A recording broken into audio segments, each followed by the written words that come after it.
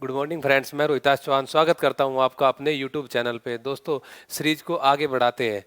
हम 2020 जून एग्जाम का जो हिस्ट्री का एनालिसिस कर रहे थे, 30 क्वेश्चन हमने देख लिया था दोस्तों। उसके बाद क्या 30 क्वेश्चन करेंगे। क्वेश्चनों का जो इंक्रीमेंट है वो हर वीडियो में बढ़ाते रहेंगे दोस्तों। देखो, अगर इन क्वेश्चनों को हम डिटेल से समझ लेंगे ना, तो आने वाले जो क्वेश्चन है, जैसे 17 वाले, 16 वाले, 15, 14, 13, मतलब जो पिछले जो प्रीवियस ईयर के क्वेश्चन है वो आपको बहुत ईजी लगेंगे, क्योंकि वहां तक हम सारी की सारी एक्सप्लेनेशन कर चुके होंगे। एग्जाम से पहले सारे के सारे प्रीवियस ईयर क्वेश्चन को आपसे गारंटी के साथ बोल रहा हूं करा देंगे। ठीक है, तो आप पेशेंस बनाए रखिए। और ये क्वेश्चन क्योंकि लेटेस्ट है, इनसे कैसे क्वेश्चन बन सकता है, इसलिए यहाँ पे थोड़ा हम टाइम लगा रहे हैं। तो देखते हैं दोस्तों, आज का पहला क्वेश्चन। फर्स्ट क्वेश्चन था कि भाई सूची 1 को सूची 2 के साथ सुमेलित कीजिए। तो क्या सूची थी भाई? पहला क्वेश्चन ये किससे संबंधित था? ये था भाई जनजाति आंदोलन से संबंधित। अब की बार जून 2020 एग्जाम में 3 क्वेश्चन जनजातीय आंदोलन, किसान आंदोलन से 3 क्वेश्चन आए, और हर बार यहां से 2 या 3 क्वेश्चन बनते ही बनते हैं, या जनजाति से या किसान आंदोलन से। तो क्वेश्चन को स्टार्ट करने से पहले मैं आपको बताता हूं कि भाई यहां से क्वेश्चन बनेगा तो कैसे बनेगा। पहला बात तो आपको सभी के सभी जनजातीय आंदोलन को ऑर्डर से याद कर लेना है, सारे के सारे। आपको थोड़ा सा इसमें प्रॉब्लम आएगी क्योंकि ज़्यादा है, 20 से 22 जनजातीय आंदोलन है, लेकिन ऑर्डर से अगर आप याद कर लोगे तो बहुत अच्छा रहेगा। इसी प्रकार से किसान आंदोलन भी आप ऑर्डर से याद कर लो कि भाई किसान आंदोलन कैसे स्टार्ट होता है। जैसे कि सबसे पहले 1857 की क्रांति के बाद नील विद्रोह शुरू होता है, उसके बाद फिर पावना होता है 1873 में। पावना के बाद में फिर दक्कन विद्रोह होता है, दक्कन के बाद मोपला होता है, फिर फड़के होता है, फिर बिजोलिया आंदोलन होता है, चंपारण होता है, खेड़ा होता है, खेड़ा के बाद अवध होता है, अवध के बाद एका होता है, एका के बाद बिजोलिया आंदोलन होता है। बिजोलिया के 1928 में बिजोलिया होता है, वो सॉरी बारदोली आंदोलन होता है 1928 में। बारदोली के बाद फिर बकास्त करसंग संघ होता है, फिर वर्ली होता है, फिर पुनरप्पा एवं वायलार विद्रोह होता है, और फिर तेबागा आंदोलन, और अंत में तेलंगाना आंदोलन। ये मैंने किसान आंदोलन का आपसे एक ऑर्डर बताया है। ठीक है, इसी प्रकार से आपको जनजाति आंदोलन का भी एक ऑर्डर याद करना चाहिए, और मजदूर आंदोलन का भी। अगर आप ऑर्डर यहां से तीनों के याद कर लेते हैं तो आपसे अगर एक जनजाति आंदोलन आपके सामने आया और एक किसान आंदोलन आया, एक मजदूर आंदोलन आया, आपको सारी की सारी की डेट कंफर्म है, तो आपको उसको अच्छे से हैंडल कर सकते हो। तो पहला जो यहाँ से पॉसिबिलिटी बनती है क्वेश्चन की वो ये है कि सारे के ऑर्डर याद कर लो अच्छे से, बार बार नोट करके, है ना। तो जब जैसे ही ऑर्डर आएगा किसी से भी उठ के आ जाओ, चाहे जनजाति आओ चाहे किसान आओ, तो आप कर लोगे। दूसरी बात, इन किसान ऐसे आपसे ऐसे पूछ सकता है भाई ये किसान आंदोलन है, आपके सामने नील विद्रोह दिया गया है, तो नील विद्रोह से कौन कौन व्यक्ति जुड़े हुए थे, उन व्यक्तियों को याद करो, जैसे दिगंबर विश्वास, विष्णु विश्वास। इसी प्रकार से आगे आपसे पावना विद्रोह दिया गया, भाई पावना विद्रोह से कौन कौन व्यक्ति जुड़े हुए थे। ठीक है, इसी प्रकार से दक्कन विद्रोह से कौन जुड़े हुए थे, या दक्कन विद्रोह का फड़के विद्रोह से कौन जुड़ा हुआ था। या हम देखते हैं भाई रामोसी विप्लव है, ये क्वेश्चन जैसे ऐसे ही आया, मतलब जो दूसरा पैटर्न में बता रहा हूं उस पर ये क्वेश्चन बना है। या क्या क्वेश्चन बना, एक बार ये क्वेश्चन भी देख लेते हैं साथ साथ में ना। ये सारे के सारे, जैसे कि रामोशी विप्लव था, और कोल विप्लव था, कच्चा नावा विप्लव और ओराव विप्लव, ये जनजाति आंदोलन थे।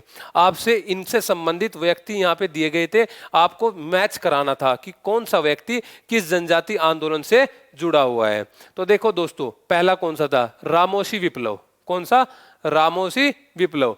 तो आपको पता होना चाहिए रामोशी कौन थे, कहाँ थे, किस स्टेट से बिलोंग करते थे। तो सबसे पहले ये बात पता होनी चाहिए। तो दोस्तों, जो रामोसी थे ये जो थे महाराष्ट्र से बिलोंग करते थे। कहां से बिलोंग करते थे? महाराष्ट्र से। महाराष्ट्र के पश्चिमी घाट में रहते थे। महाराष्ट्र के पश्चिमी घाट में ये रामोसी लोग रहते थे। ये इनसे पहले, मतलब जो विद्रोह हुआ अंग्रेजों के समय में, उससे पहले मराठों की सेना में सेनापति हुआ करते थे। मराठों की सेना में सेनापति हुआ करते थे। फिर बाद में जब मराठों का पतन हो गया था, उसके बाद इन्होंने कृषि का अपना एक धंधा अपना लिया था, और कृषि धंधे में जब इन्होंने, अंग्रेजों ने लगान बढ़ाई और अत्याचार किए, तो इन्होंने विद्रोह कर दिया कि इन्होंने रामोसियों ने, है ना। ये महाराष्ट्र की एक जनजाति थी, आदिम जनजाति थी। ठीक है, तो इससे कौन कौन व्यक्ति जुड़े हुए थे तो आपको पता होना चाहिए। इससे जुड़ा हुआ था चित्तूर सिंह। कौन जुड़ा हुआ था? चित्तूर सिंह। इसके बाद चित्तूर सिंह के बाद नरसिंह दत्तात्रेय और उमा जी, ये तीन व्यक्ति इससे जुड़े हुए थे। तो आपसे अगर यहाँ नरसिंह देते या उमा जी देते तो आप इसको कैच कर सकते थे, क्योंकि आपको रामोशी के बारे में अच्छे से पढ़ रखा है कि एक जनजातीय विद्रोह है, महाराष्ट्र के अंदर घटित होता है, इससे कौन कौन व्यक्ति जुड़े हुए थे, इसकी डेट क्या थी। ठीक है, ये सभी चीज आपको नोट करनी है दोस्तों। देखो अभी दोस्तों अपने पास टाइम है, क्योंकि अभी अपने पास 25 से 30 दिन बचे हुए हैं। तो अगर हम आप इस फंडे को हम अप्लाई करके देखेंगे कि क्या पढ़ना चाहिए, तो आपके लिए बहुत बेनिफिशियल रहने वाला है। अब बाद में जब 5-7 दिन बचेंगे तो फिर तो 100 टू 200 MCQ हम कराएंगे, तो तब टाइम नहीं रहेगा ना इसको अप्लाई करने का। अभी आप अप्लाई कर सकते हो कि भाई कैसे पढ़ना चाहिए। ठीक है, तो इसके बाद देखते हैं नेक्स्ट, कोल विप्लव। कोल विप्लव कहाँ पे, ये भी एक जनजातीय आंदोलन था। ये किससे, कौन व्यक्ति से जुड़ा हुआ था, ये बुद्धू भगत। कौन, बुद्धू भगत इससे जुड़ा हुआ था। ये कोल आंदोलन, कोल विप्लव कहाँ पे हुआ था, ये छोटा नागपुर क्षेत्र में, यानी कि झारखंड वाला जो ये रांची वाला क्षेत्र था उसमें ये विद्रोह हुआ था, कोल विप्लव। बुद्धू भगत, जोया भगत, है ना, केशव भगत, इससे संबंधित ये व्यक्ति जुड़े हुए थे। कच्चा नागा विप्लव, कच्चा नागा विप्लव, इससे व्यक्ति कौन जुड़ा हुआ था, शंभुधन। कौन, शंभुधन। और नेक्स्ट था ओराव विप्लव। ओराव को जिसको हम ताना भगत आंदोलन भी बोलते हैं, इससे कौन व्यक्ति जुड़ा हुआ था, जत्रा भगत। कौन, जत्रा भगत। तो देखो इसका आंसर क्या लगाओगे आप, पहले का रामोशी का था भाई कौन, चित्तूर सिंह, यानी कि फर्स्ट का थर्ड। तो फर्स्ट का थर्ड ये है, ये नहीं, ये नहीं, ये नहीं। तो आपको अगर एक भी आता तो तब भी आप इस क्वेश्चन को अच्छे से हैंडल कर सकते थे दोस्तों। अगर एक भी क्वेश्चन, मतलब एक भी ऑप्शन का आपको जानकारी दी तब भी हो सकता था। जरूरी नहीं है आपको चारों के चारों याद होने चाहिए, एक भी हो सकता है, दो भी हो सकता है। कोशिश करो ऑप्शन को एलिमिनेट करने की कोशिश करा करो दोस्तों। ठीक है, तो मैंने आपको 2 रूल बताए, किसान आंदोलन, जनजातीय आंदोलन में पहले आपको ऑर्डर याद करना है, फिर इनसे संबंधित जो जो व्यक्ति है वे याद करने हैं, और नेक्स्ट जो याद करने हैं कि ये आंदोलन हुए किस कारण। कुछ जमींदारों के विरुद्ध हुए, कुछ अंग्रेजों के विरुद्ध हुए, है ना। ये मुख्य कारण भी एक बार आपको देख लेना, और कौन से इस आंदोलन के अंदर, किस आंदोलन के अंदर किस लेखक ने कौन सी पुस्तक का प्रकाशन किया या कौन सा पत्र उससे आंदोलन से संबंधित था, है ना। जैसे भाई नील विद्रोह हम देखते हैं ना, नील विद्रोह में 2 पत्र है ना, दीनबंधु मित्र और उसका एक पत्र और था इसमें नील दर्पण में, और इसी प्रकार से जमींदार दर्पण था उसमें पाबना विद्रोह में, है ना, मुशर्रफ हुसैन का। तो देखा आपने इस क्वेश्चन को, तो ये क्वेश्चन आपको बहुत, मतलब कि बहुत सारे को बेनिफिट करने वाला है भाई, पूरा पूरा नोट करने में। ठीक है, किसान आंदोलन को बहुत इजी टॉपिक है, और यहीं से क्वेश्चन 3 बनते हैं हमेशा, देख लो। पहला क्वेश्चन तो ये आता। नेक्स्ट क्वेश्चन क्या था भाई, कि निम्नलिखित में से किन किसान नेताओं ने भारत के विभिन्न क्षेत्रों में किसानों के बीच संगठनात्मक कार्य आरंभ किया ताकि वे ब्रिटिश सरकार से अपनी शिकायत कर सके। ये भी किसान आंदोलन से संबंधित 2020 एग्जाम में पूछा गया क्वेश्चन था। आप इनमें से किसान नेता आपको छांटने थे, आपको पता होता तो आप आसानी से इसको कर सकते थे भाई कौन कौन इससे किसान नेता इससे जुड़े हुए थे। तो ये 2 व्यक्ति इससे जुड़े हुए थे, कौन कौन, कुंवर जी मेहता और ईशान चंद्र राय। मैंने अभी बताया आपको भाई, पाबना जो किसान विद्रोह हुआ था 1873 में बंगाल के अंदर, बंगाल में पाबना एक जिला पड़ता है यूसुफ शाही परगना के अंदर। ये जमींदारों के विरुद्ध ये एक आंदोलन था, ना कि अंग्रेजों के विरुद्ध। अंग्रेजों ने तो इसको समर्थन किया था, किस अंग्रेज ने, कैंपबेल ने इसको समर्थन किया था। इससे कौन कौन व्यक्ति जुड़े हुए थे दोस्तों, ईशान चंद्र राय, केशव चंद्र राय, है ना, खोदी मल्लाहा, है ना, और एक व्यक्ति और था। 4-5 व्यक्ति जुड़े हुए थे, और कुछ बुद्धिजीवियों ने इसको समर्थन किया था। किन किन ने, जैसे सुरेंद्रनाथ बैनर्जी, आनंद मोहन बोस, और है ना, तो इन व्यक्तियों ने इसको समर्थन भी किया था। इससे कुंवर जी मेहता जुड़े हुए थे किसान आंदोलन से, लेकिन ये तीनों व्यक्ति इससे संबंधित नहीं थे। ये सामाजिक सुधार से संबंधित थे, महिलाओं की शिक्षा के भी इन्होंने काम किया, महिलाओं के अधिकारों पे, मतलब वुमेन राइट पे इन्होंने काम किया इन व्यक्तियों ने, शशिपाद बैनर्जी ने, द्वारकानाथ गांगुली ने, है ना। ठीक है, इसका आपने सुना भी होगा, कादम्बनी गांगुली इसकी वाइफ का नाम था, द्वारकानाथ गांगुली की। ठीक है, जो प्रथम वो होती है, ग्रेजुएट होती है। तो भास्कर राव यादव, शशिपाद बैनर्जी और द्वारकानाथ गांगुली ये कृषि आंदोलन से जुड़े हुए नहीं थे। कौन कौन थे, ईशान चंद्र राय और कुंवर जी मेहता। वही दूसरा फॉर्मूला जो मैंने बताया कि किस आंदोलन से कौन सा व्यक्ति जुड़ रहा है, वो ये अप्लाई हो रहा है, एक ऑर्डर वाला, और किस आंदोलन से कौन सा व्यक्ति जुड़ रहा है। लास्ट टाइम एक पेज लीजिए, उस पर बार बार लिखिए आंदोलन को ऑर्डर से। ठीक है, ऐसे ही अप्लाई कीजिए दोस्तों, बहुत फायदा मिलने वाला है आपको। एग्जाम होगा तब उसके बाद डिस्कस करेंगे, तब कॉल करना आपको, सर कि फायदा मिला या ना मिला, आप मतलब झूठ बोल रहे थे या सच थी वो बात, है ना। तो नेक्स्ट क्वेश्चन क्या था भाई, ये भी देखो भाई किसान आंदोलन से संबंधित था। 1855 के संथाल विद्रोह के निम्नलिखित में से कौन से लक्षण थे? संथाल विद्रोह 1855 यानी कि 1857 की क्रांति के 2 साल पहले ये विद्रोह होता है संथाल। इस विद्रोह से संबंधित कुछ पॉइंट दिए गए हैं, है ना। कौन से पॉइंट दिए गए? विद्रोह के क्षेत्र को दामन एक ओ कहा गया। सही बात है भाई, ये एक आदिवासी विद्रोह था, ये भी संथाल वाला, है ना। विद्रोह के क्षेत्र को क्या कहा? दामन ए को कहा गया। आदिवासियों ने बाहरी लोगों को बाहर खदेड़ने का दृढ़ निश्चय कर रखा था। बिल्कुल, आदिवासी लोग थे, इनको अंग्रेजों को इनको बाहर खदेड़ने का पूरा निश्चय कर रखा था इन्होंने। नेक्स्ट ऑप्शन था भाई, विद्रोहियों ने विदेशी सत्ता को पूरी तरह से ध्वस्त करने की घोषणा की। बिल्कुल सही बात है भाई। तो पहला भी सही, दूसरा भी सही और तीसरा भी सही। नेक्स्ट ऑप्शन देखिए भाई, आदिवासियों के पास आधुनिकतम हथियार थे। नहीं भाई, ये तो लोहार थे, मतलब अपने खुद के बनाए हुए हथियार होते थे। इन पे आधुनिकतम हथियार तो भारतीयों के पास नहीं थे, ये तो आदिवासी लोग थे, है ना। उस समय में जो मतलब मध्यम वर्गीय या उच्च जो वर्गीय लोग थे उनके पास आधुनिकतम हथियार नहीं थे। ठीक है, तो ये नहीं था ऑप्शन, है ना, ये गलत है। नेक्स्ट था भाई, ग्वालों और लोहारों ने आदिवासियों का विरोध किया। ये भी गलत है भाई, ये तो साथ थे, लोहार थे, ग्वाले थे, जो निचली जनजाति थी, जो ये तो सभी किसान इनके आदिवासियों के साथ थे। तो ये ना ऑप्शन ये है ना ये है। तो जिसमें देखो ए बी सी कौन से ऑप्शन में है? A B C. तो इसका राइट आंसर क्या हुआ दोस्तों? इसका राइट आंसर हुआ थर्ड। क्या हुआ? राइट आंसर थर्ड हुआ। ठीक है दोस्तों, तो 3 क्वेश्चन बैक टू बैक किसान आंदोलन, जनजातीय आंदोलन, मजदूर आंदोलन से आपके सामने आए, तो इस टॉपिक को छोड़ना मत दोस्तों। नेक्स्ट क्वेश्चन क्या था? Calcutta and Howrah smoke nuisance act के अनुसार जूट के उत्सर्जन पर नियंत्रण लगाया गया था। यह अधिनियम बंगाल काउंसिल द्वारा किस वर्ष पारित किया गया? Calcutta and Howrah smoke nuisance act. कुछ क्वेश्चन दोस्तों ऐसे भी मिलेंगे जो आपने कभी बुक के अंदर नहीं पढ़े हैं, आपके लिए एकदम नए क्वेश्चन होंगे।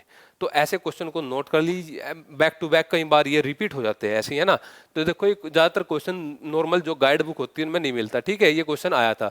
तो ये जो एक्ट आया था स्मोक से संबंधित, ये एक एक्ट था कलकत्ता के अंदर। ये कब आया था? 1863 में आया था। कब आया था? 1863 में। Calcutta and Howrah smoke nuisance act. ठीक है, जूट को लेकर उसके उत्सर्जन को लेकर एक्ट आया था। कब? 1863 के अंदर। ठीक है, नेक्स्ट क्वेश्चन था दोस्तों, नीचे 2 कथन है, इनमें से एक को अभिकथन ए और दूसरे के तर्क आर कहा गया है। ठीक है, पहला अभिकथन देख लो। इसमें कथन और कारण वाले क्वेश्चन बहुत इजी होते हैं, अगर आपको एक पकड़ लिया जाता है तो मतलब इसको इलिमिनेट करने का बहुत बढ़िया ऑप्शन आपके पास मिल जाता है दोस्तों। ठीक है, तो क्वेश्चन क्या था, अभिकथन क्या है?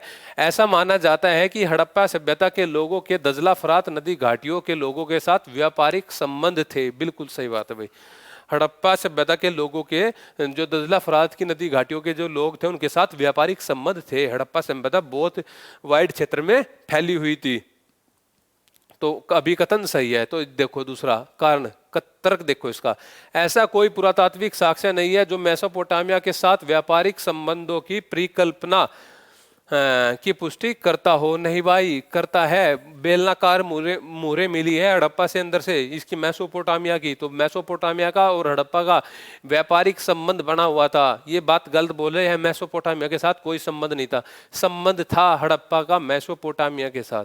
ठीक है, तो हड़प्पा आप पढ़ रहे हैं तो दोस्तों एक बार सबसे पहले हड़प्पा से मैं आपको ये बताना चाहूँगा कि भाई हड़प्पा के जो स्थल है आप उनको ये देख लीजिए भाई किस स्टेट में कौन, सबसे पहली बात है ना। उसके अंदर के गहराई पढ़ने से पहले तो आपको यही पता करना चाहिए कि भाई गुजरात में कौन से हड़प्पा स्थल थे, राजस्थान में कौन से थे, हरियाणा में कौन से थे, पंजाब में कौन से थे, पाकिस्तान में कौन से थे, उत्तर प्रदेश में कौन से हड़प्पा स्थल पाए गए। तो सबसे पहले तो यही पॉइंट याद होगा, उसके बाद की अंदर की बात होगी। यहीं से डायरेक्ट भी पूछ लिया जाता है इनमें से कौन सा हड़प्पा स्थल गुजरात में नहीं पाया जाता, मतलब गुजरात में नहीं मिला था। ठीक है, तो पहली तो वही चीज याद कर लिए बेसिक, उसके बाद जैसे क्वेश्चन बढ़ते रहेंगे आपको बताते रहेंगे। तो मेसोपोटामिया के हड़प्पा के साथ व्यापारिक संबंध थे।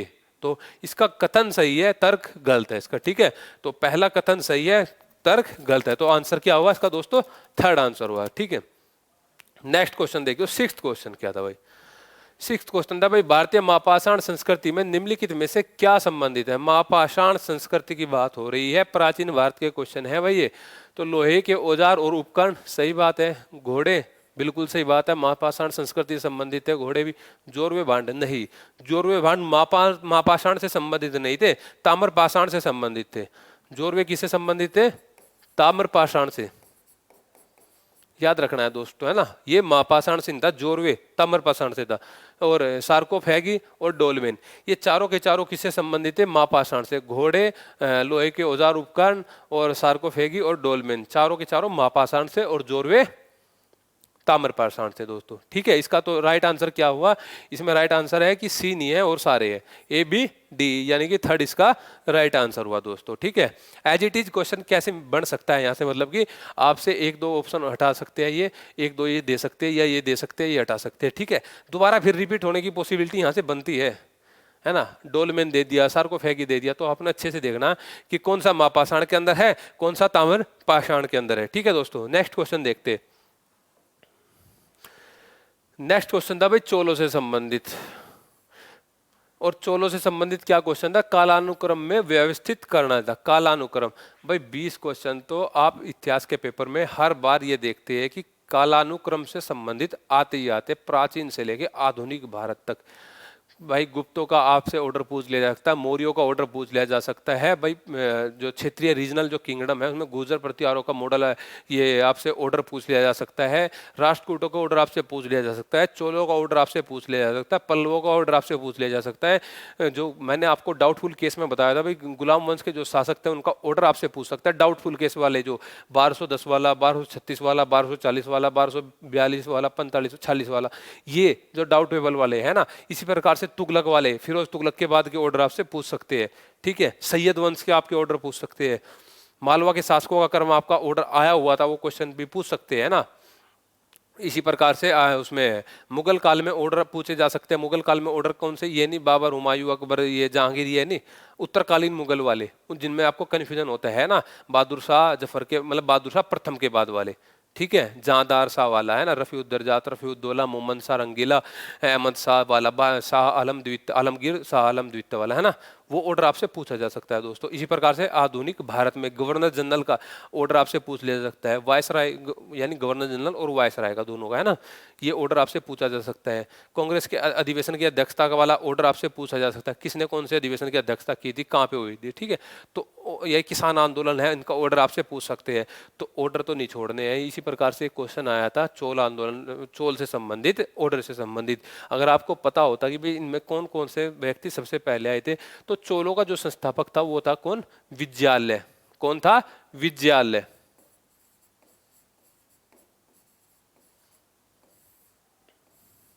चोल किसके सामंत थे भाई? पल्लवों के।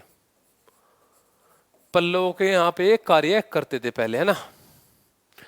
तो अगर आप इनको देखो भाई, इसका संस्थापक देख लिया, अगर आपको उनके सारे ऑर्डर आपको पता होते तो आप इसको कैच कर सकते थे। तो इसका देख लेते हैं इनके चारों के बीच में क्या ऑर्डर है। तो सबसे पहले इनमें आया था राजराज प्रथम।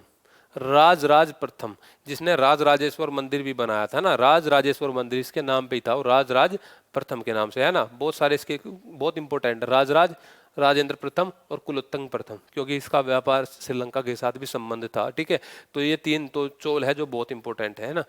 तो राज आगे देखते रहेंगे, जैसे चोल के क्वेश्चन आते रहेंगे इनको डिस्कस करते रहेंगे दोस्तों। एक क्वेश्चन भी पूरे तरीके से डिस्कस करेंगे तो पूरा घंटा यहाँ पे निकल जाएगा। तो क्वेश्चन भी करने हैं और ये भी एनालिसिस भी देखना है। तो पहला जो था राजराज प्रथम, उसके एकदम तुरंत उपरांत उसका बेटा राजेंद्र प्रथम शासक बनता है। तो पहले में बी आएगा, तो ये तो बी वाला यहीं से कैच कर लिया आपने। तो बी के बाद सी आता है, राजेंद्र प्रथम। राजेंद्र प्रथम के बाद आएगा एक को छोड़कर बीच में वीर राजेंद्र। ये नहीं है कि कंटिन्यूस क्रम है, नहीं, इनके बीच में छूटे हुए है, चोल शासक बीच में छूटे हुए हैं। और लास्ट में आता है कुलोत्तुंग प्रथम। अगर आपको सारों का याद है तो आप कर लोगे इनको आसान से। तो अंतिम जो शासक था कौन था? कुलोत्तुंग प्रथम लास्ट शासक था। ठीक है दोस्तों, तो आपने लगाया ऑर्डर, पहले राजराज प्रथम, फिर राजेंद्र प्रथम। राजेंद्र प्रथम वो जिसने सिंचाई कार्य के बहुत ज्यादा फोकस किया था, बहुत ज्यादा सिंचाई कार्य के लिए फोकस किया था। उसके बाद वीर राजेंद्र और अंत में कुलोत्तुंग प्रथम। ठीक है दोस्तों, नेक्स्ट क्वेश्चन था भाई 8th क्वेश्चन, निम्नलिखित में से कौन 23 मार्च 1940 को मुस्लिम लीग द्वारा स्वीकृत लाहौर प्रस्ताव से नहीं जुड़ा हुआ था?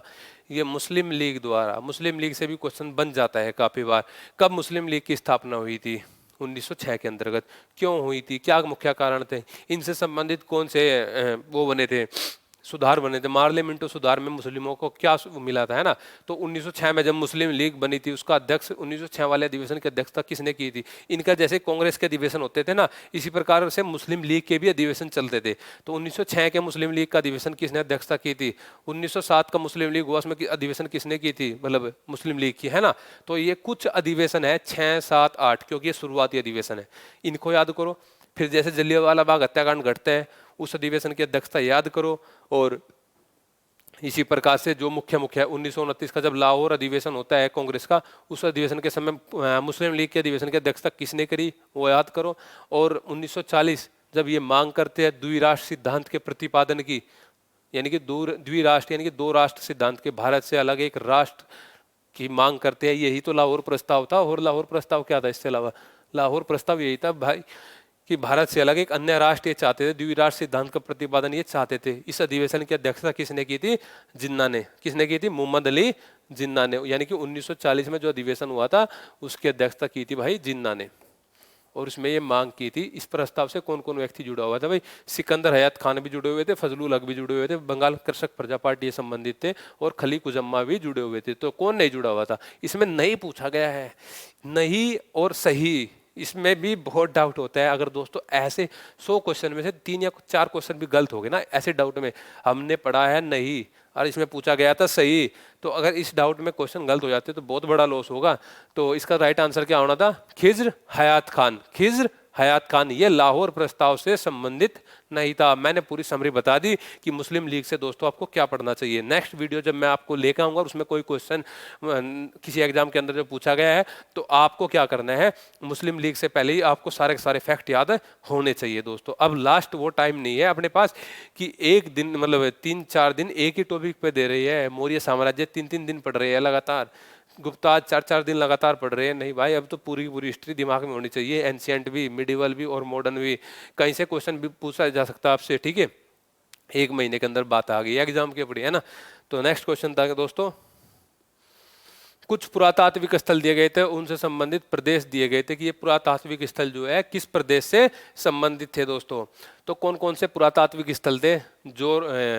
जोरवे, कायथा, ओजियाना और रोजदी। अच्छा, इसमें थोड़ा ये इसमें ऑर्डर में गलत है, कोई नहीं, लेकिन आपको इस चीज़ पे ध्यान रखना है, फोकस करना है कि कौन से मैं कौन सा बता रहा हूँ।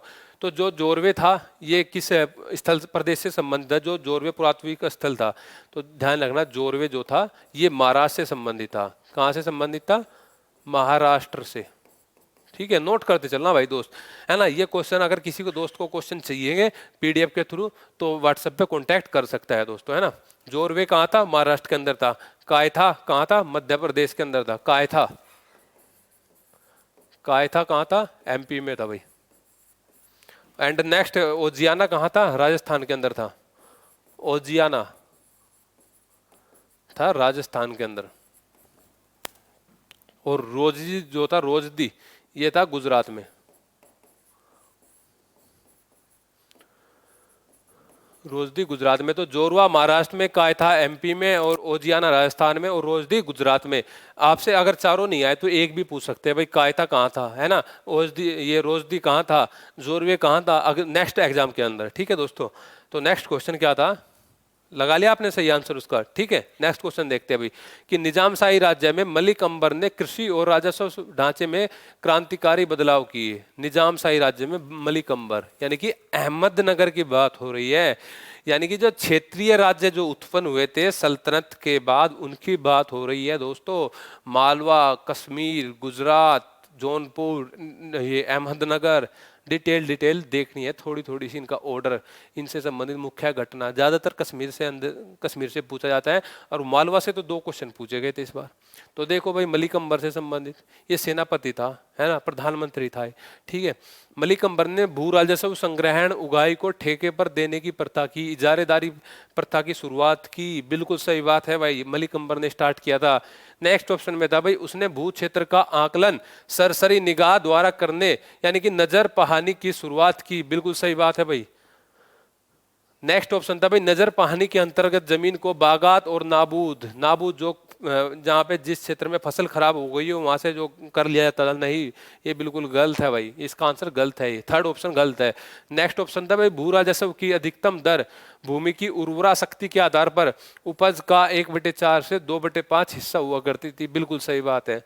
तो इसका जो ऑप्शन जो गलत है वो है थर्ड ऑप्शन। ठीक है दोस्तों, ऑप्शन से देख के चलना है। अगर आपको एक का पता है तो उससे चेक किया करो कौन कौन से ऑप्शन यहीं पे कट रहे हैं एक से, दूसरे से चेक किया करो अगर दूसरे ऑप्शन का आपको पता है। तो इसमें थर्ड सी ऑप्शन नहीं है भाई, है ना, तो सी इसमें भी है, तो ये नहीं है, ये भी नहीं है और ये भी नहीं है। तो राइट आंसर क्या हुआ इसका दोस्तों? थर्ड। राइट आंसर क्या हुआ इसका? थर्ड हुआ। ठीक है, तो नेक्स्ट क्वेश्चन देखते हैं दोस्तों, मलिक अंबर के बाद।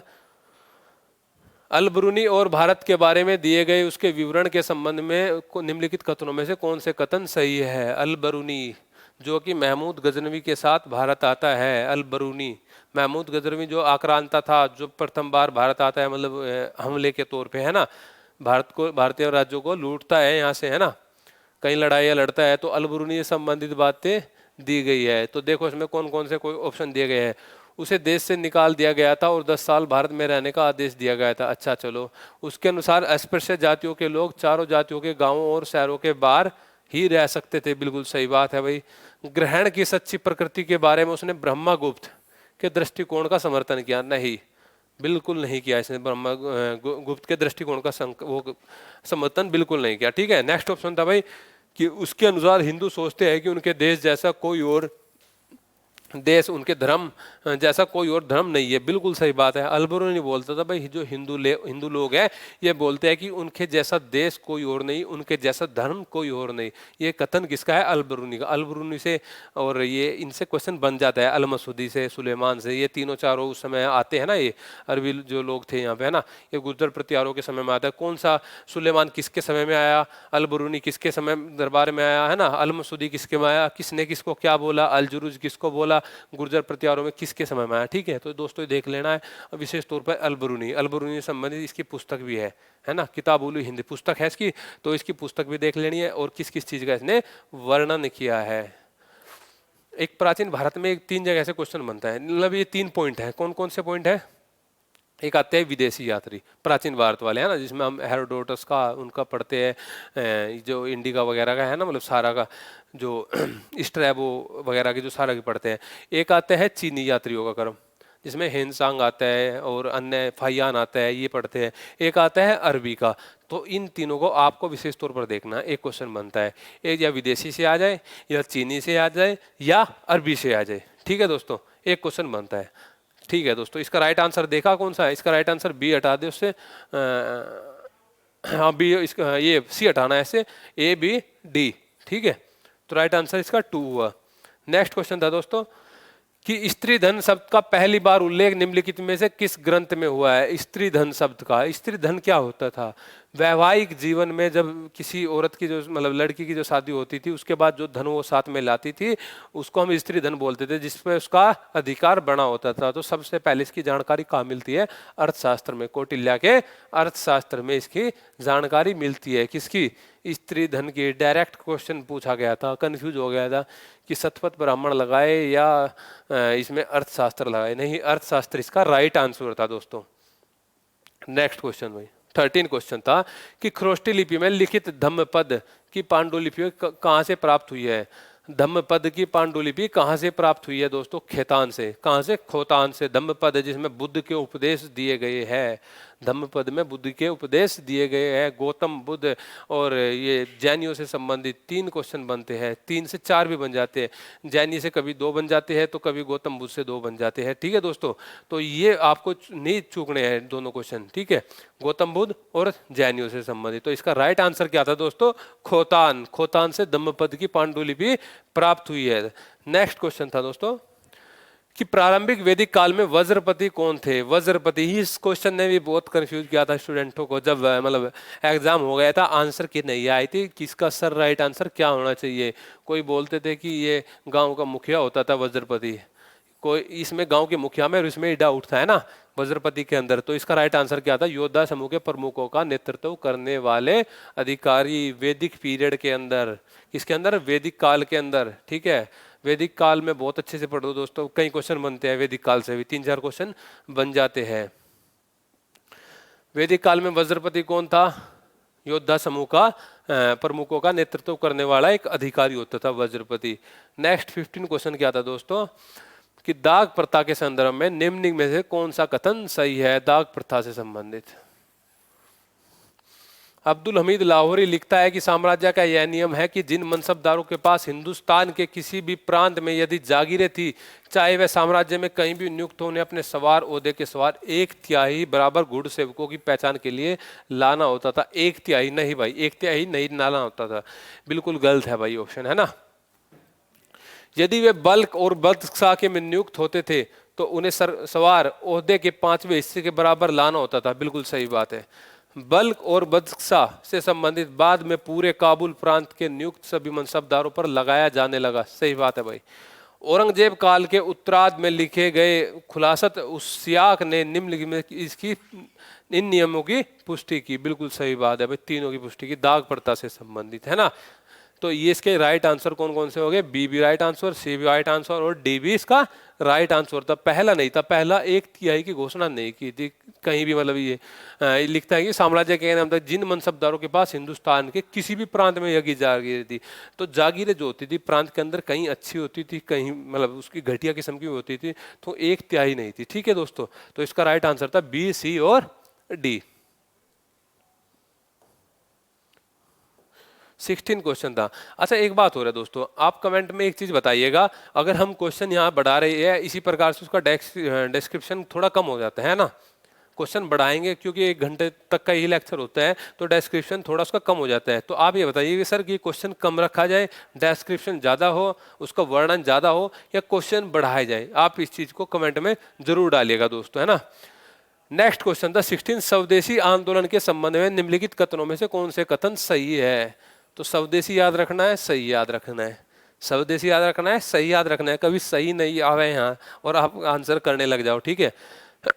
तो 9th यूनिट के अंदर मैंने आपको स्वदेशी आंदोलन पढ़ाया था, यूट्यूब पे लेक्चर पढ़ा है, स्पेशली 9th यूनिट जब जहाँ से स्टार्ट होती है भारतीय राष्ट्रीय कांग्रेस की स्थापना से पूर्व अन्य राजनीतिक संस्थाएं, कांग्रेस के बारे में, बंगाल विभाजन के बारे में, उसके बाद स्वदेशी मैंने आपको पढ़ाया था।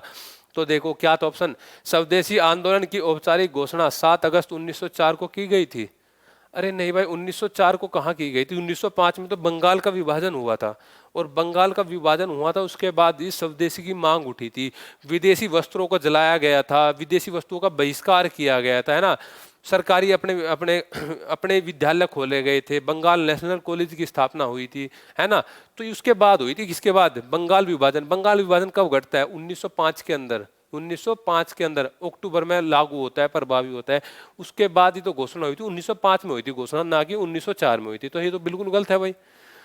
तो दूसरा ऑप्शन था भाई, इस आंदोलन के दौरान गणपति और शिवाजी उत्सव जैसे पारंपरिक लोकप्रिय उत्सव और जात्रा जैसे लोकप्रिय रंगमंच रूपों का व्यापक रूप से रचनात्मक प्रयोग किया गया। हाँ, स्वदेशी जब आंदोलन था, स्वदेशी मतलब अपने देश का जो आंदोलन था, मतलब मतलब अपनी वस्तुओं का ही यूज करना है, ना कि विदेशी वस्तुओं का। और गणपति और शिवाजी उत्सव आपने पता है उस समय बाल गंगाधर तिलक ने महाराष्ट्र के अंदर ये त्यौहार चलाए थे, ठीक है। तो इनका प्रयोग किया गया था। भारतीय राष्ट्रीय कांग्रेस ने सन 1905 में बनारस में हुए अपने सत्र में स्वदेशी के आह्वान को स्वीकार करने से मना कर दिया था। मना कैसे कर सकते थे भाई, ये मना कैसे कर सकते थे? इसने तो स्वीकार किया था। 1905 का जो अधिवेशन हुआ था, ये जो बनारस के अंदर हुआ था, बनारस के अंदर किसने की थी? बनारस के अंदर अधिवेशन की अध्यक्षता गोपाल कृष्ण गोखले ने। किसने की थी? गोपाल कृष्ण गोखले ने। आपसे पूछा जा सकता है 1905 का अधिवेशन भी बहुत इंपॉर्टेंट है दोस्तों। 1905 का अधिवेशन बहुत इंपॉर्टेंट है। 1905 का अधिवेशन, 1906 का अधिवेशन दादा भाई नौरोजी कलकत्ता, है ना। 1910 का अधिवेशन, 1911 का, 1916, 1919, 21, 23, 27, 29, 31 और 36, 37, 38, 39, 40 से 45 तक तो अबुल कलाम ही रहा था, है ना, मौलाना अबुल कलाम। ठीक है, कुछ अधिवेशन है जो दोस्तों बहुत इंपॉर्टेंट है, ठीक है। तो 1905 का जो अधिवेशन हुआ था बनारस में, अध्यक्षता किसने की थी? गोखले ने की थी। बहिष्कार की तकनीकी में विदेशी वस्तुओं, सरकारी विद्यालयों, न्यायालयों, पदवियों और सरकारी सेवाओं का बहिष्कार शामिल था। ठीक है भाई, बिल्कुल। बहिष्कार की जो तकनीक थी, विदेशी वस्तुओं का बहिष्कार तो कर ही रहे थे उसमें। सरकारी जो विद्यालय थे उनका बहिष्कार किया, अपने स्कूल खोले गए। जैसे मैंने आपको बताया, बंगाल नेशनल कॉलेज की स्थापना हुई, जिसका वो प्रिंसिपल जो बने थे अरविंद घोष बने थे 1906 में, है ना। न्यायालयों की बहिष्कार किया गया, पदवियों का बहिष्कार किया गया, सारी की सारी सरकारी सेवाओं का बहिष्कार किया गया, है ना। तो ये आंदोलन व्यापक रूप से फैला, स्वदेशी आंदोलन। चिदम्बरम पिल्ले ने इसकी दक्षिण में अगुवाई की थी इस आंदोलन की। दिल्ली के अंदर सैयद हैदर रजा ने इसकी अगुवाई की थी। ठीक है, तो ये पूरे भारत में स्वदेशी आंदोलन की लहर जो फैली थी। ठीक है, और आपको पता होना चाहिए इन आंदोलन में महिलाओं ने भी भाग लिया था व्यापक रूप से। महिलाओं ने भी व्यापक रूप से भाग लिया था इसमें, और अपने स्वदेशी स्तर चित्रकारी यहाँ से उठ के आई थी।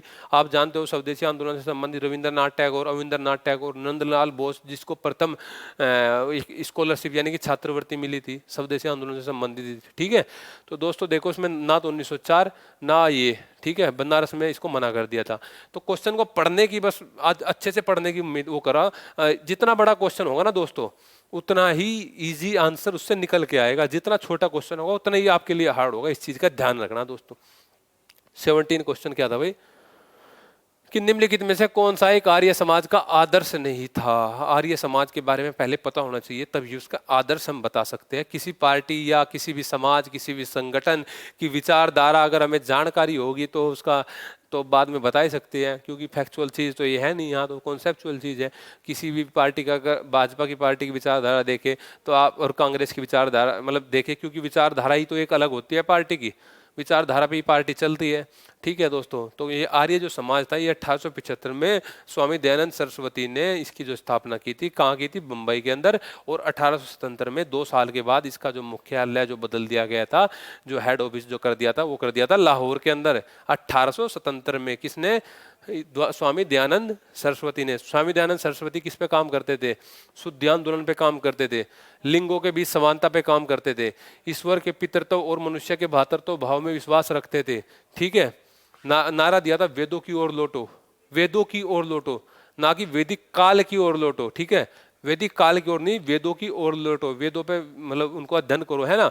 शास्त्री वर्ग के प्राधिकार में विश्वास नहीं भाई, ये तो पुरोहित वर्ग, शास्त्री वर्ग, इनको तो हटा ही रहे थे। ऐसा ये आर्य समाज वाले, है ना, इन पे तो विश्वास ही नहीं करते थे भाई, पुरोहित वर्ग पे, शास्त्री वर्ग में। तो आपको विचारधारा पता होनी चाहिए दोस्तों, है ना। तो इनमें बाद में देखा, चलो थोड़ा और बताते हैं आर्य समाज से संबंधित। आर्य समाज बाद में 2 भागों में बट गया था।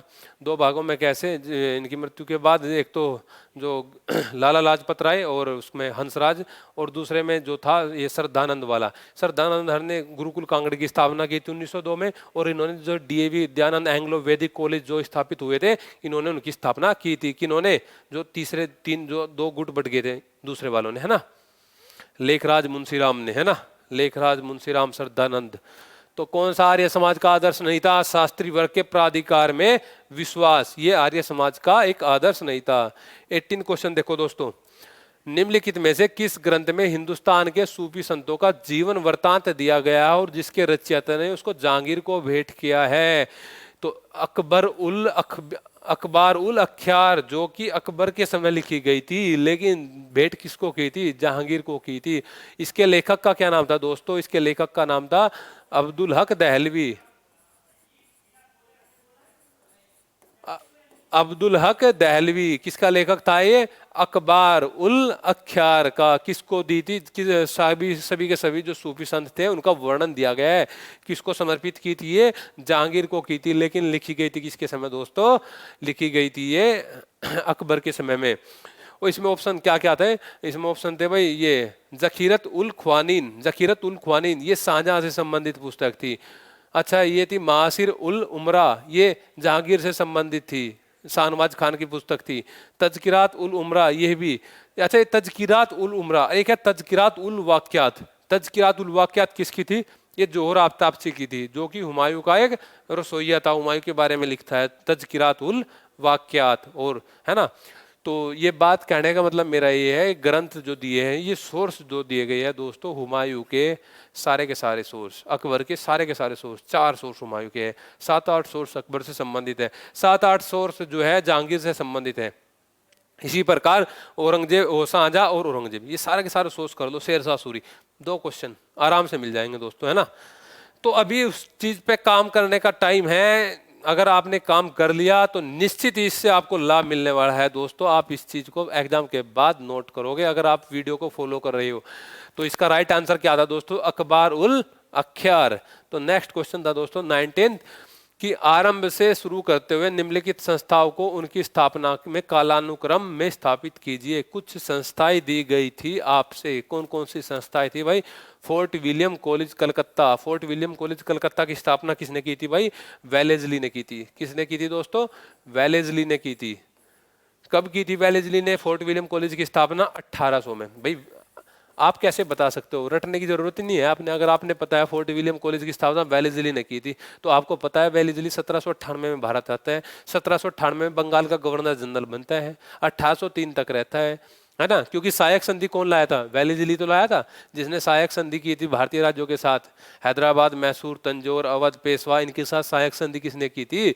वेलेजली ने की थी ना। तो वेलेजली ही भारतीयों के प्रशिक्षण के लिए ये फोर्ट विलियम कॉलेज की स्थापना भारत में करवा देता है।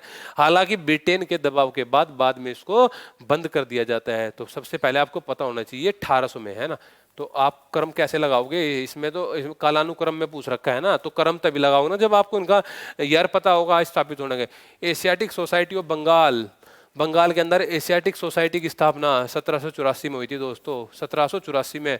कौन था उस समय बंगाल का गवर्नर जनरल? Warren Hastings. कौन था? Warren Hastings. ये वारेन हेस्टिंग वही व्यक्ति था जो बंगाल का अंतिम गवर्नर था और भारत का बंगाल का अंतिम गवर्नर था और बंगाल का प्रथम गवर्नर जनरल था। इससे पहले बंगाल में गवर्नर बनते थे और यही आखिरी गवर्नर था और पहला बंगाल का गवर्नर जनरल था। इसने काफ़ी कार्य भारत के अंदर किए। सुप्रीम कोर्ट की स्थापना बंगाल के अंदर इसके समय में हुई। 1773 का रेगुलेटिंग एक्ट इसके समय में आया, है ना? और इसके अंदर कुछ युद्ध भी हुए हैं, मुख्य युद्ध। तो ये आपको याद रखना है। एशियाटिक सोसाइटी ऑफ बंगाल इसके समय में, ठीक है, 1784 में। तो नेक्स्ट था भाई संस्कृत कॉलेज बनारस। संस्कृत कॉलेज बनारस की स्थापना जोनाथन डंकन। जोनाथन डंकन 1791 में। किसने? जोनाथन डंकन ने 1791 में। इस समय कौन आ गया था बंगाल का गवर्नर जनरल? कॉर्नवालिस। कौन आ गया था? कॉर्नवालिस। 1786 में दोस्तों, 1786 में। 1793 तक रहता है कॉर्नवालिस, है ना? स्थायी बंदोबस्त वाला, है ना? जमींदार था। कलकत्ता मदरसा हो संस्कृत कॉलेज हो गया। अब आया कलकत्ता मदरसा। तो कलकत्ता मदरसा की स्थापना भी किसने की थी दोस्तों? वारेन हेस्टिंग ने की थी। कब की थी? 1781 में की थी। तो अब आप इनको बहुत इजी से ऑर्डर में लगा सकते हो। कैसे लगा सकते हो भाई? सबसे पहले आपने पता 1781, तो यानी कि डी सबसे पहले। तो डी सबसे पहले, उसके बाद डी के बाद 1784 यानी कि बी, यानी कि बी। ठीक है भाई दोस्तों।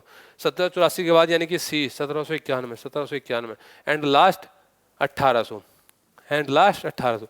कुछ संस्थाओं का याद आपको अगर ये कर लिए, इनसे संबंधित गवर्नर जनरल से संबंधित आपने याद कर लिया, आप इनके बहुत इजीली इनको हैंडल कर सकते हो दोस्तों। ठीक है, तो एक बार और देख लो। फोर्ट विलियम कॉलेज की स्थापना वेलेजली ने की थी। Asiatic Society of Bengal Warren Hastings. Sanskrit college Banaras Jonathan Duncan. Calcutta मदरसा वारेन हेस्टिंग 1781 दोस्तों। नेक्स्ट क्वेश्चन था भाई 20 क्वेश्चन कि भाषाई आधार पर राज्यों के पुनर्गठन के लिए नेहरू की हिचकिचाहट को निम्नलिखित में से किनका समर्थन प्राप्त हुआ? राज्यों के पुनर्गठन से संबंधित आफ्टर इंडिपेंडेंस भी क्वेश्चन बनते हैं कई सारे। राज्यों के पुनर्गठन से संबंधित, चीन वाली संधि से संबंधित, भाई उसके इमरजेंसी 1975 से संबंधित, लिबरलाइजेशन वैश्वीकरण, है ना, ये उदारीकरण, निजीकरण, वैश्वीकरण 1991 से संबंधित। ये क्वेश्चन कुछ क्वेश्चन बनते हैं आफ्टर इंडिपेंडेंस भी दोस्तों। ऐसे ही भाषाई और राज्यों के पुनर्गठन। तो भाषाई आधार पर राज्यों के पुनर्गठन कौन नहीं चाहता था ऐसा कि भाषाई आधार पर राज्यों का पुनर्गठन हुआ है? तो ऐसा नहीं चाहते थे भाई सरदार वल्लभ भाई पटेल और सी राजगोपालचारी। सी राजगोपालचारी ये नहीं चाहते थे कि भाषाई आधार पर राज्यों का पुनर्गठन होता है होवे। ठीक है, तो इसका आंसर क्या था दोस्तों? डी। क्या आंसर था? डी।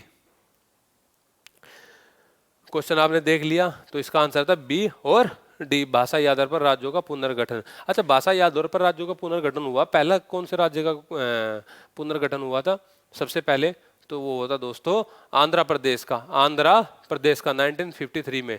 ठीक है, फिर एक आयोग बना था 1956 में, उसके बाद सारे राज्यों का एक जो भाषाई आधार पे मान ले, जैसे पंजाब से हरियाणा बना 1966 में, गुजरात से हटा के उससे महाराष्ट्र से गुजरात बना। इसी प्रकार से सारे के सारे राज्य स्थापित हुए थे भाषाई राज्य इसके पुनर्गठन के आधार पर। ठीक है दोस्तों, तो इसका राइट आंसर पता लग गया आपको। नेक्स्ट क्वेश्चन था भाई, मुगल शासक सिंध की घुमंतु पशुपालक जनजातियों को नियंत्रित करना चाहते थे। क्यों नियंत्रित करना चाहते थे भाई? ये चाहते थे कि ज्यादा से ज्यादा भूमि मतलब अपने अधीन आए, उस पर कृषि हो, उससे हमें राजस्व मिले। कौन? मुगल शासक चाहते थे। तो साम्राज्य की आय बढ़े, उससे और आय के लिए उन्हें स्थानबद्ध बनाना चाहते थे, इसलिए इसको सिंध की जो घुमंतु पशुपालक जो जनजाति थी उसको नियंत्रित करना चाहते थे, राज्य की आय ये बढ़ाना चाहते थे यहाँ से। ठीक है दोस्तों, तो इसका राइट आंसर क्या हुआ? इसका राइट आंसर हुआ थर्ड। क्या आंसर हुआ? थर्ड आंसर हुआ दोस्तों। ठीक है, तो नेक्स्ट क्वेश्चन क्या था दोस्तों 22 कि निम्नलिखित में से किस ग्रंथ में सबसे पहले मध्यकालीन भक्तों का विवरण एक जगह मिलता है? मध्यकालीन भक्तों का विवरण एक जगह कहाँ मिलता है? भक्तमल के अंदर। कहाँ पे मिलता है दोस्तों? भक्तमल के अंदर। ठीक है, इसका राइट आंसर क्या हुआ? भक्तमल। नेक्स्ट क्वेश्चन था दोस्तों 23 कि किस प्राचीन तमिल लेखक ने नंद शासकों द्वारा संचित अपार धन संपदा का उल्लेख किया है? मामूलनार ने किया है। किसने किया है? मामूलनार ने किया है। नंद शासक है ना, महापदम नंद, घनानंद, और अंतिम शासक घनानंद था ना, जिसके समय में सिकंदर लोधी वो सिकंदर आता है ना। फिर उसके बाद कौन सा शासक आता है नंद के साथ? मौर्य शासक यहाँ पे स्थापित होता है मगध के अंदर। तो जो नंद शासकों के द्वारा जो संचित अपार जो धन था उसका उल्लेख किसने कर रखा है? वो कर रखा है दोस्तों मामूल नार ने, मामूल नार ने। और जो नेक्स्ट क्वेश्चन था दोस्तों 24, कुछ वैदिक नदी दी गई है और उनका वर्तनाम नाम दिया गया है। ये कितनी बार क्वेश्चन यहाँ से रिपीट होता है? बहुत बार यही question as it is repeat हो जाता है। एक दो नदी इनसे आपको चेंज करके दी जाती है, बस एक दो नदी, ज्यादा नहीं, है ना। तो कुछ नाम देखो, अस्किनी ये वैदिक नाम है। अब इनका आधुनिक नाम क्या है? ये ज्यादा सारी की सारी नदी पंजाब के अंदर है। कहाँ पे है? पंजाब के अंदर है। तो अस्किनी का जो आधुनिक नाम है, वर्तमान नाम है, वो है चेनाब। क्या नाम है? चेनाब। पुष्णी का जो आधुनिक नाम है वो है रावी। सतुद्री का आधुनिक नाम क्या है? सतलज। और विपाशा का आधुनिक नाम क्या है? व्यास है। क्या नाम है? व्यास है। तो कुछ ये प्राचीन नाम थे दोस्तों, और कुछ आधुनिक नाम, वर्तमान नाम याद कर लो इनको। पुरुषणी, रावी, अस्कनी, चिनाब, सतुद्री, सतलज, विपाशा, व्यास। तो लगा दो अस्कनी चिनाब, पहले का दूसरा, पहले का दूसरा है, तो ये नहीं है, ये नहीं है। ठीक है, पुरुषणी, रावी दूसरे का तीसरा, दूसरे का तीसरा, तो ये है, ये है। आगे आपने चेक करने की जरूरत नहीं है। जब ये आपने यहाँ से कैच कर लिया दोस्तों, तो इसका राइट आंसर आपको मिल गया, है ना। तो 25 क्वेश्चन क्या था दोस्तों? निम्नलिखित में से कौन सा आजाद हिंद फौज के सदस्यों के खिलाफ चल रहे मुकदमों से बचाव पक्ष का नेतृत्व कौन कर रहा था? आजाद हिंद फौज के जो सैनिक थे उनके सदस्यों के खिलाफ बाद में मुकदमा चलाया गया था। आपको पता है आजाद हिंद फौज की स्थापना 1943 में होती है। सुभाष चंद्र बोस ये जो विदेश वहाँ पे करते हैं। ठीक है, उसके बाद कुछ जो सैनिक होते हैं, सदस्य होते हैं, उन पर मुकदमा चलता है भारत के लाल किले में, दिल्ली के अंदर। उनका जो नेतृत्व जो कर रहा था, कई व्यक्ति थे वैसे तो उसमें जो मुकदमा लड़ रहे थे, जवाहरलाल नेहरू भी थे, लेकिन नेतृत्व जो कर रहा था भूला भाई देशोई के नेतृत्व में ये मुकदमा चल रहा था, और इसमें ये सफलता इन्होंने पाई थी। पूरा का पूरा देश एक जगह संगठित हो गया था, अंग्रेजों को झुकना पड़ा था, है ना, इस मुकदमे के अंदर। तो दोस्तों इसका आंसर आपने देखा, भूला भाई देशोई। और नेक्स्ट क्वेश्चन था 26, प्रशासन में महिलाओं की भागीदारी निम्नलिखित में से किस राजवंश की विशेषता थी? महिलाओं की भागीदारी चालुक्यों की। किसकी? चालुक्यों की। इनके ऑर्डर सबसे पहले मैंने बताया था, चौहानों का, चंदेलों का, है ना, चोलों का, राष्ट्रकूटों का, परमारों का, गहड़वालों का, चेदी का। तो इनका सबका ऑर्डर भी याद करना है। मुख्य घटना देख लो भाई, जैसे इसमें त्रिपक्षीय संघर्ष होता है, गुर्जर प्रतिहारों के बीच में, पालों के बीच में, राष्ट्रकूटों के बीच में, है ना। किसके समय में होता है? उस समय कौन गुर्जर प्रतिहार शासक था? जिस समय त्रिपक्षीय संघर्ष की स्टार्ट होती है उस समय कौन राष्ट्रकूट शासक था, है ना। कौन से वत्सराज के समय में किस राष्ट्रकूट ने हमला किया था? कौन सा राष्ट्रकूट था उस समय? पाल के, जब किस पाल ने गुर्जर प्रतिहारों पर हमला किया था? विशेष तौर पर इन तीनों को, गुर्जर प्रतिहार, पाल और राष्ट्रकूट, तीनों को इनमें आपको स्पेशली देखना है दोस्तों। ठीक है, नेक्स्ट क्वेश्चन क्या था दोस्तों 27 क्वेश्चन क्या था कि सूची 1 और सूची 2 को मिलाना था। इस कुछ महाजनपद दिए गए थे और महाजनपद को उनकी राजधानी से मिलाना था। बहुत कई 16 महाजनपद है, 16 की राजधानी याद कर लो, कोई सा भी पूछ सकते हैं आपसे, है ना। अस्मक की राजधानी क्या थी? पाटन थी भाई। चेदी की सुक्तिमती, दक्षिण पांचाल कामपिल्ले, सुरसैन मथुरा। 16 महाजनपद है, 16 की महाजनपद राजधानी याद कर लो, कोई सा भी आ जाए, कोई दिक्कत नहीं है ना। ऐसे सेफ होके चलना है। 70 क्वेश्चन करने हैं दोस्तों, 100 नहीं करने हैं, 70 करने हैं, जेआरएफ लेना है, ठीक है। अस्मक, पोटन, चेदी, सुक्तिमती, दक्षिण पांचाल कामपिल्ली, सुरसैन मथुरा, इसका राइट आंसर हो गया। लगा लो भाई कौन सा हो गया। अस्मक पोटन यानी कि पहले का 3, यही है भाई इसका राइट आंसर, ठीक है। ऑप्शन रिजेक्ट करना आपसे आना चाहिए। नेक्स्ट क्वेश्चन 28 क्वेश्चन था भाई कि निम्नलिखित में से कौन मनुस्मृति के प्रसिद्ध टीकाकार है? मनुस्मृति के प्रसिद्ध टीकाकार कुल्लुक और मेधातिथि। कुल्लुक और मेधातिथि यानी कि बी और सी। विज्ञानेश्वर की पुस्तक है मिताक्षरा। कौन सी है? मिताक्षरा।